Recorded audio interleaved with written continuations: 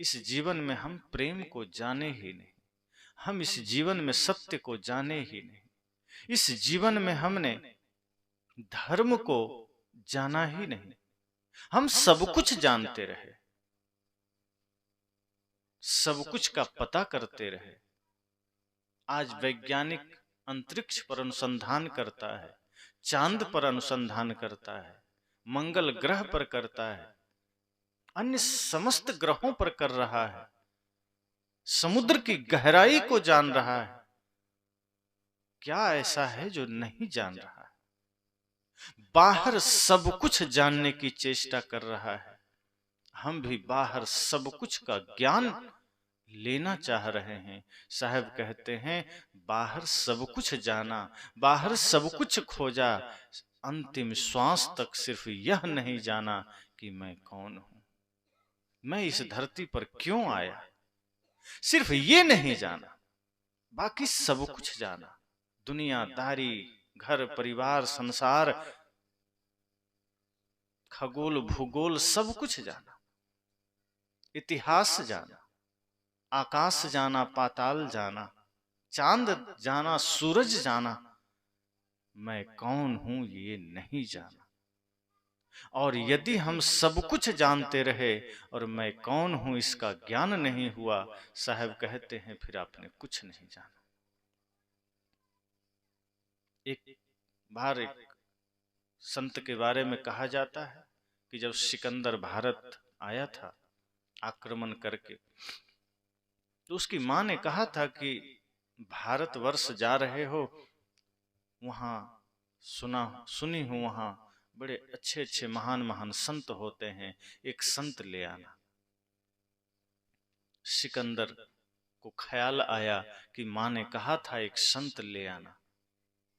पता करवाया कि यहाँ आसपास कोई संत है। उसके सिपाहियों ने खबर दिया कि हाँ, पास में ही एक कुटिया में आगे पत्थर की शिला है, वहीं एक संत भभूत लगाए लपेटे अपने तन पर लेटे रहते हैं, बैठे रहते हैं। सिकंदर ने अपने सिपाही से कहा, जाओ ले आओ। उसे लगा मैं तो सिकंदर हूं, विश्व विजेता हूं, मेरी बात को कौन टाल सकता है। बड़े बड़े राजा सिर झुका देते हैं, एक साधारण से सन्यासी का क्या सामर्थ्य कि वो मेरी बात काट दे। एक साधारण से सिपाही को भेजा, सैनिक को, कि जाओ उस संत को ले आओ। सिकंदर ने कहा, ये मेरा आदेश है। संत ने कहा, मैं जिस दिन सन्यासी बना हूं उसी दिन मैं संसार का आदेश मानना छोड़ दिया हूं। मैं सिर्फ अपने गुरु की आज्ञा मानता हूं और मैं स्वयं की आज्ञा मानता हूं। मैं तुम्हारी आज्ञा मानने के लिए बाध्य नहीं। क्योंकि सिकंदर को यह पता नहीं था कि एक संत को हम कैसे लेके जा सकते हैं। संत हमारे भय से नहीं झुकते हैं, संत हमारे धन से नहीं झुकते हैं, संत हमारे भक्ति और भाव से झुकते हैं। ये उसे पता नहीं था। उसने तलवार के बल पर झुकाना चाहा। अंत में उसने कहा, ये मेरे हाथ में तलवार देख रहे हो, अभी तुम्हारी गर्दन कट के अलग हो जाएगी। वो संत हंसने लगे, कहे, तुम बड़े नादान हो। जिस गर्दन को तुम अभी काट के अलग करोगे, मैं बहुत पहले खुद ही काट के अलग कर दिया हूं। ये तुम्हें दिखाई बस दे रहा है, इस पर लगा है, पर मैंने अपने मन से इसको पहले ही अलग कर रखा है। तुम काटो, अलग हो जाएगा, तुम भी देखोगे, मैं भी देखूंगा। कहते, कैसा अजीब आदमी। एक आखिरी उपाय था मृत्यु का डर, और जिसे मृत्यु का ही डर ना हो उसे फिर कैसे डराया जा सकता है। क्योंकि आदमी को डराने का एक आखिरी रास्ता है, मौत का भय। और जिसे मौत का ही भय ना हो उसे दुनिया में फिर किस चीज का भय होगा। सिकंदर समझ गया कि मां ने एक इशारा किया था कि सावधानी से लाना, संत हैं, कोई साधारण आदमी नहीं। सिकंदर को लगा हम बड़ी भूल कर बैठे, ये साधारण संत नहीं। संत ने कहा, जिस गर्दन को तुम आज काटोगे मैंने बहुत पहले काट दिया है। जिस शरीर में मैं निवास कर रहा हूं मैं बहुत पहले जान लिया हूं कि शरीर मेरा नहीं, ये प्रकृति ने दिया है और एक दिन मौत आएगी, इसे वापस ले लेगी। तो मैंने पहले ही अलग कर दिया है कि जब आए ले जाओ, मेरा नहीं। अब तुम इसे काटोगे, मारोगे, अलग करोगे, तो मैं तो अलग कर चुका हूं, मैं तो इसे पहले ही अलग कर चुका हूं, और मुझे क्या दिक्कत है? ये गर्दन कटेगी, नीचे गिर जाएगी, तुम देखोगे, और मैं तो आत्मा हूं, अजर हूं, अमर हूं, अविनाशी हूं, ये शरीर मेरा घर है, मैं भी देखूंगा कि मेरा शरीर कट के गिर गया, क्या फर्क पड़ता है, तुम देखो या मैं देखूं। उसने कहा मैं शांति चाहता हूं, सुख चाहता हूं, इसलिए विश्व विजेता बनना चाहता हूं। संत ने कहा इसके लिए तुम्हें दुनिया को जीतने की क्या जरूरत है? और तुम्हें क्या लगता है कि पूरी दुनिया को जीत करके तुम शांति पालोगे? तुम्हें क्या लगता है पूरे संसार पर विजय प्राप्त करके तुम सुख हासिल कर लोगे? सिकंदर ने कहा लगा तो ऐसा ही। कहा नहीं, सुखी होना है मेरे साथ बैठो, मैं बहुत सुखी हूं, कहीं जाने की जरूरत नहीं। सच तो यह है कि तुम दुनिया का शासक बन सकते हो, लेकिन सुख नहीं पा सकते।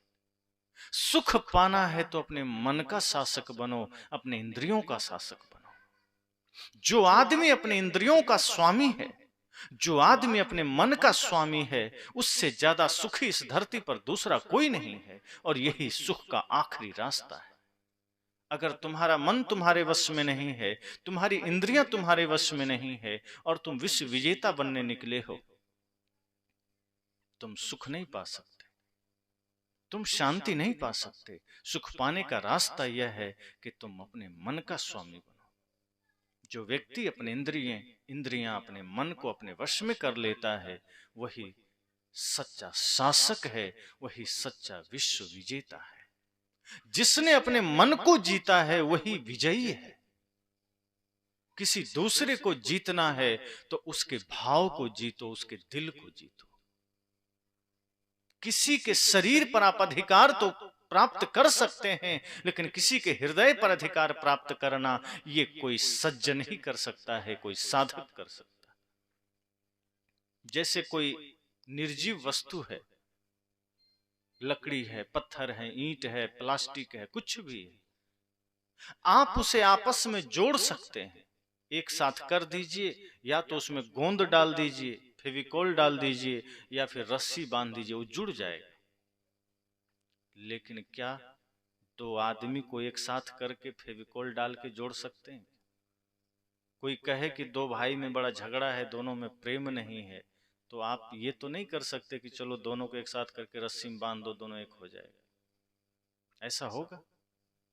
शरीर आप एक कर देंगे, पर दिलों की जो दूरियां हैं वो लाखों करोड़ों किलोमीटर रहेगी, वो आप एक नहीं कर सकते। निर्जीव वस्तुओं को आप एक कर सकते हैं रस्सी से या गोंद से, लेकिन व्यक्ति को, इंसान को आप एक नहीं कर सकते बाहरी उपकरण से।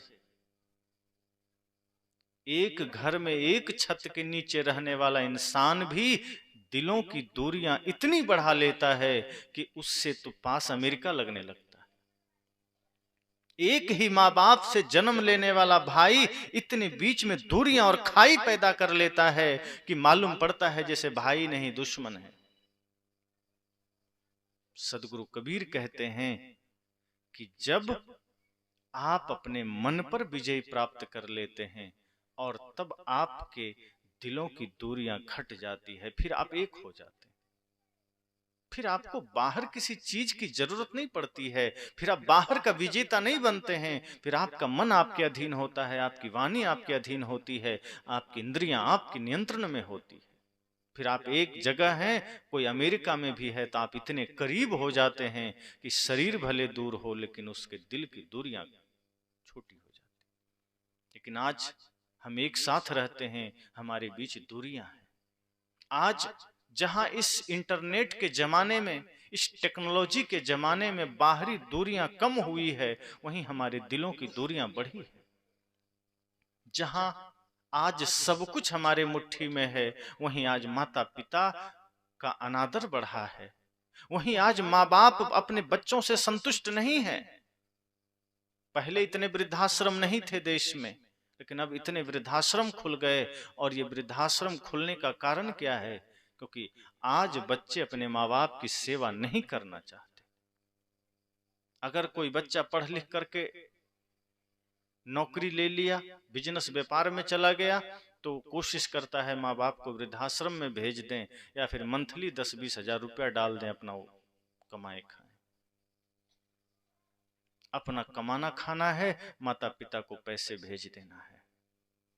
साहब ने कहा कि नहीं, ये अनर्थ इसलिए हुआ क्योंकि हम अपने मन का स्वामी नहीं बन सके।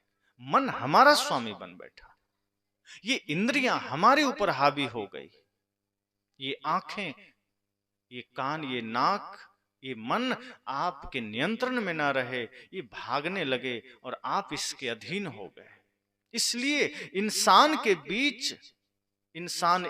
के बीच खाई पैदा हो गई, भाई भाई के बीच खाई पैदा हो गई, पिता पुत्र के बीच खाई पैदा हो गई। उस संत ने कहा कि तुम दुनिया जीतना चाहते हो, दुनिया को ऐसे नहीं जीता जाता। अगर अपने भाई के साथ प्रेम रखना चाहते हो तो दिल को जीतो। अगर तुम एक साथ जीना चाहते हो तो एक दूसरे के भाव को जीतो, प्रेम को जीतो। सदगुरु कबीर ने कहा कि जब आप अपने मन का स्वामी बनते हैं, जब आप अपने इंद्रियों का स्वामी बनते हैं, तो भाव जागृत होता है। फिर संसार कितना भी दूर दूर है, आपके भाई कहीं और रहते हैं, आपके पिता कहीं और रहते हैं, आपके मित्र कहीं और रहते हैं, वो एक सूत्र में बंधे होते हैं। वो एक, जैसे एक माला आप बनाते हैं, उसमें अलग अलग फूल डाल देते हैं, लेकिन एक धागे में पिरो करके वो माला किसी के हार की शोभा, किसी के गले की शोभा बन जाती। इसी तरह से सदगुरु कबीर कहते हैं कि जब व्यक्ति के जीवन में भाव होता है, प्रेम होता है, तो पूरा संसार उसका अपना हो जाता है। तभी तो हमारे ऋषियों ने कहा था वसुधैव कुटुंबकम। हमारे ऋषि मुनियों का कितना विशालतम विचार था। आज हमारा घर नहीं बन सकता। आज एक ही परिवार में 4 भाई हों, बहुएं हों, पिता हैं, माँ हैं, वो सब में प्रेम नहीं बन पाता। वो एक परिवार बन के नहीं रह पाता। हमारे ऋषियों ने पूरी पृथ्वी को परिवार का दर्जा दिया था। सोचिए कितना विशालतम विचार होगा, कितना गहरा विचार होगा उनका। सदगुरु कबीर कहते हैं जब भाव होता है तो पूरा संसार अपना घर मालूम पड़ता है, अपना परिवार मालूम पड़ता है। और यदि जीवन में भाव नहीं है तो एक घर के नीचे रहने वाले आदमी भी एक दूसरे को बोझ समझता है, एक दूसरे से भागे भागे चलता है। इसलिए सिकंदर को कहा कि तुम अगर अपने मन का स्वामी बन जाओ तो जो सुख तुम बाहर खोज रहे हो, जो शांति तुम बाहर खोज रहे हो, वो तुम्हें अभी ही मिल जाएगा। और कहा जाता है कि सिकंदर ने इस बात को ध्यान दिया, जब जाने लगा, जब वो गुजरने लगा तो अपने लोगों से कहा कि मेरे दोनों हाथ अर्थी से बाहर कर देना। लोगों ने कहा क्यों? कहा ताकि दुनिया के लोग ये देख सके कि महान सिकंदर भी इस धरती से गया तो उसके दोनों हाथ खाली थे, कुछ लेके नहीं गया। तो साथ क्या जाता है? आप सुनते हैं कि साथ में कुछ नहीं जाता। क्या सच में कुछ नहीं जाता? धन नहीं जाता, पद नहीं जाता है, मकान नहीं जाता है, रिश्ते नाते नहीं जाते हैं, लेकिन 2 कर्म हैं जो जाते हैं, एक अच्छे कर्म, एक बुरे कर्म। या तो अच्छाई आप साथ लेकर जाते हैं या बुराई साथ लेकर जाते हैं। अगर अच्छे कर्म किए तो यहाँ और आगे भी सुख मिलेगा, आगे भी बढ़िया जन्म मिलेगा। और यदि बुराई का बोझ लाद कर गए तो आगे कौन छुड़ावेगा? सिर पाहन का बोझा लीता, आगे कौन छुड़ावेगा? अरे दिल गाफिल गफलत मत कर, एक दिन जम तेरे आवेगा। साहब ने कहा सिर पर पत्थर का बोझ ले लिया और नाव भी टूटी हुई है, डूब तो जाओगे ही, आगे कौन बचाए? अगर पाप की कमाई हमने कमा ली है, और इसका पता कब चलता है? जब मृत्यु सामने खड़ी होती। जब तक मृत्यु का आभास नहीं है तब तक आदमी नशे में होता है, तब तक उसे पता नहीं चलता कि हम कर क्या रहे हैं, अच्छा कर रहे हैं कि बुरा कर रहे हैं। तब तक हम समीक्षा नहीं करते कि इस धरती पर हम आए क्यों थे और हम कर क्या रहे हैं। नफरत में जी रहे हैं कि प्रेम में जी रहे हैं, घृणा में जी रहे हैं कि प्रेम में जी रहे हैं, सत्य में जी रहे हैं या झूठ में जी रहे हैं। आदमी को पता ही नहीं चलता, पाप पर पाप आदमी किए चला जाता है। और यदि कोई कह दे कि इतना पाप क्यों कर रहे हो, तो आदमी आंखें बढ़ा देता है, क्षेत्रफल आंख का बढ़ा देता है कि मुझे बता रहे हो, मैं सब जानता हूं, सत्य सत्य का ज्ञान मुझे है, मुझे मत सिखाओ। लेकिन जिस दिन अंतिम घड़ी है, मृत्यु सामने खड़ी है, तब उसके पूरे जीवन की कमाई उसके आंखों के आगे दौड़ने लगती, एक रील सा चल जाता है। तब उसे लगता है कि अच्छा तो हमने कुछ किया ही नहीं, कुछ भी अच्छा नहीं किया, कोई ऐसा काम नहीं किया जिससे हमें सुख समृद्धि शांति की प्राप्ति हो सके। हम तो जीवन भर उस धन को कमाने में लगा दिए जो धन मेरा कभी हो नहीं सका। अंत घड़ी आई है तो वो धन, जो धन हमारे शरीर की व्यवस्था के लिए था, जो धन हमारे जीवन की सिर्फ सुविधाओं के लिए था, हमने उसे ही मंजिल बना लिया। जो धर्म की कमाई करनी थी, जो परमार्थ की कमाई करनी थी, जो पुण्य की कमाई करनी थी, वो हमने किया ही नहीं। जो भक्ति का धन कमाना था वो हमने कमाया नहीं, जो सेवा का धन कमाना था वो हमने कमाया नहीं। साहब ये नहीं कहते कि आप बाहरी धन कमाना छोड़ दीजिए, वे ये कहते हैं कि आपका शरीर जो कि भौतिक है, इसलिए बाहर के धन की जरूरत है, क्योंकि कपड़ा चाहिए, मकान चाहिए, भोजन चाहिए, बीमार हैं तो दवाई चाहिए, यात्रा कर रहे हैं तो वाहन चाहिए। अभी ये खर्च वर्च हुआ, सत्संग हो रहा है तो बाहरी धन चाहिए, भोजन बन रहा है, धन चाहिए। लेकिन साहब कहते हैं उसी को संपूर्ण मत मान लेना, वहीं पर अटक मत जाइए। ये धन सुविधा के लिए है, धन मार्ग है, मंजिल नहीं है। मंजिल तो धर्म है, मंजिल तो सत्संग है। हम धन को मंजिल बना लेते हैं, लक्ष्य बना लेते हैं। आज बड़ी से बड़ी शिक्षा के पीछे क्या विज्ञान है, क्या अर्थ है, क्या प्रयोजन है? बड़े से बड़े बिजनेसमैन, बड़े से बड़े शिक्षाविद क्या कर रहे हैं? जितनी भी तैयारी इस धरती पर हो रही है उसका एक ही लक्ष्य है कि पैसे आएं और हम खा सकें, बढ़िया रह सकें। इसके अतिरिक्त हमारी क्या सोच? लेकिन हम अंतिम श्वास तक ये नहीं सोच पाते कि कुछ अच्छी कमाई भी कर लेना है, कि कुछ बढ़िया काम भी कर लेना है। धन से आप व्यवस्थाएं तो कर लिए, लेकिन बच्चों को सही संस्कार नहीं दे पाए, माता पिता का सेवा सम्मान नहीं कर पाए।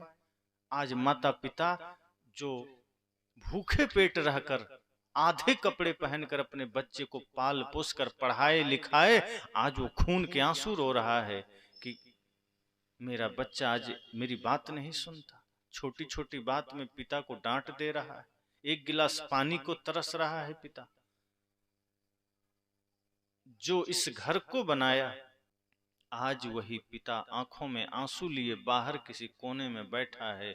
वो घर में जा भी नहीं सकता, कुछ बोल भी नहीं सकता, कुछ पूछ भी नहीं सकता। इतना लाचार जीवन बन जाता है।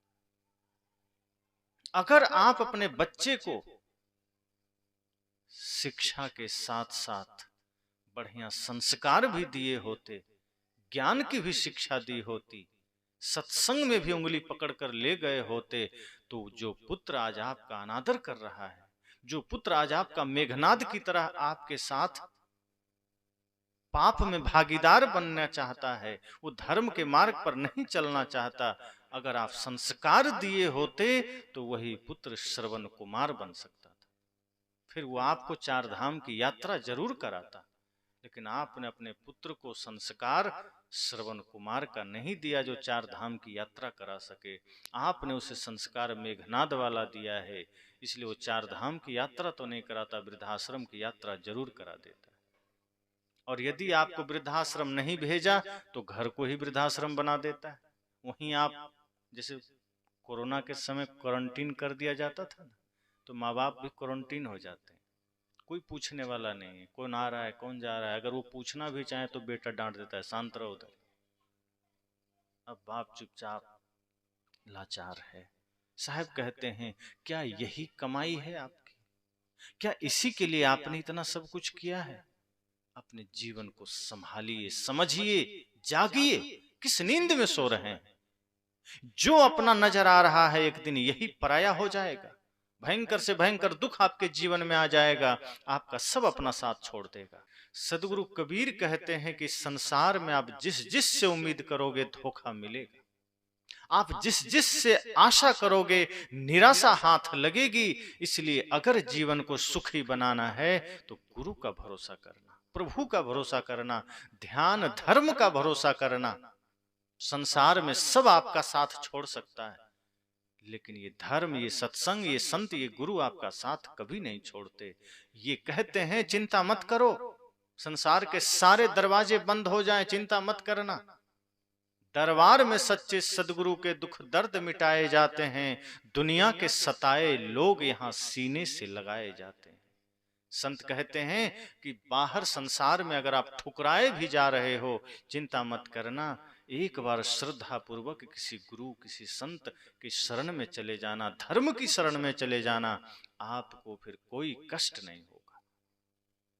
इसलिए मैंने कहा कि ये धरती पर हमारा आना, आपका आना इसलिए नहीं हुआ कि बाहर सब कुछ करके निकल लिए, नफरतें पाल कर चले गए, लड़ाई झगड़े करके चले गए, घृणा करके चले गए। नहीं, ये जीवन प्रेम के लिए मिला है, ये जीवन सत्य के लिए मिला है, ये जीवन कुछ परमार्थ के लिए मिला है। एक है स्वार्थ, एक है परमार्थ। स्वार्थ मतलब वह काम जो स्वहित के लिए किया जाए, स्व अर्थ, स्व मतलब खुद, अर्थ मतलब प्रयोजन। वह काम जो अपने लिए बस किया जाए, और परमार्थ का अर्थ है श्रेष्ठ प्रयोजन, परम अर्थ, जो जिस कार्य के पीछे आपका प्रयोजन, आपका लक्ष्य ऊंचा है, श्रेष्ठ। और वो वही काम है जब आप मानवता की सेवा का ख्याल करते हैं, जब आप माता पिता गुरु की सेवा का ख्याल करते हैं, जब आप छोटे छोटे जीवों पर भी दया करते हैं, जब आप सबके भीतर परमात्मा का दर्शन करते हैं, जब ये भाव आप लेकर आते हैं तो परमार्थ हो जाता है। सुबह उठिए और कोई प्यासा द्वार पर खड़ा दिखाई दे जाए, एक गिलास पानी श्रद्धा पूर्वक दे दीजिए, आप समझ जाइए आपने परमार्थ कर लिया। कोई लाचार है और बन सके आप उसकी सेवा कर दीजिए, समझ जाना आपने परमार्थ कर दिया। माता पिता लाचार हैं, आप उनकी सेवा कर दीजिए, समझ जाना आपने परमार्थ कर दिया। कोई दीनहीन गरीब है, आप उसकी सेवा कर दीजिए, आपने परमार्थ कर लिया, बल्कि आपने पूजा कर लिया। आपको मंदिर जाने का अवसर मिले ना मिले कोई बात नहीं, लेकिन अगर आपने किसी प्यासे को पानी पिला दिया, आप समझ जाना आप बैजनाथ धाम जाके बाबा पर जल चढ़ा दिए। आप किसी भूखे को भोजन करा दो श्रद्धा से, आप समझ जाना आपने परमात्मा को भोग लगा दिया। लेकिन यदि आप परमात्मा को भोग लगा रहे हैं, बैजनाथ धाम में जल चढ़ा रहे हैं, और किसी प्यासे को देखकर आपका हृदय द्रवित ना हुआ, किसी भूखे को देखकर आपका हृदय द्रवित ना हुआ, तो समझना कि आपका वो जल चढ़ाना सिवाय पाखंड के और कुछ नहीं है। आपका भगवान के मंदिर में भोग लगाना सिवाय पाखंड के कुछ और नहीं। आज समस्या हमारे समाज की यह है कि हम मंदिरों में भगवान को देख लेते हैं, लेकिन इंसान में भगवान को नहीं देख पाते। हम मंदिरों में भगवान को देख लेते हैं, लेकिन अपने माता पिता गुरु में भगवान का दर्शन नहीं कर पाते। साहब कहते हैं अपने भीतर के जीवन को देखो, अपने भीतर लौटो, अपने मन का स्वामी बनिए, अपने इंद्रियों का स्वामी बनिए, अपने आप का दृष्टा बनिए, ताकि आप सत्य को देख सकें, ताकि आपके जीवन में भक्ति जागृत हो सके, ताकि आपके जीवन में प्रेम जागृत हो सके, पुण्य परमार्थ जागृत हो सके। और जब जीवन में पुण्य और परमार्थ जागृत होगा, पूरा संसार घर बन जाएगा, सभी लोग अपने बन जाएंगे, और फिर जो भी आप कर्म करेंगे उस कर्म का प्रयोजन परमार्थ ही होगा।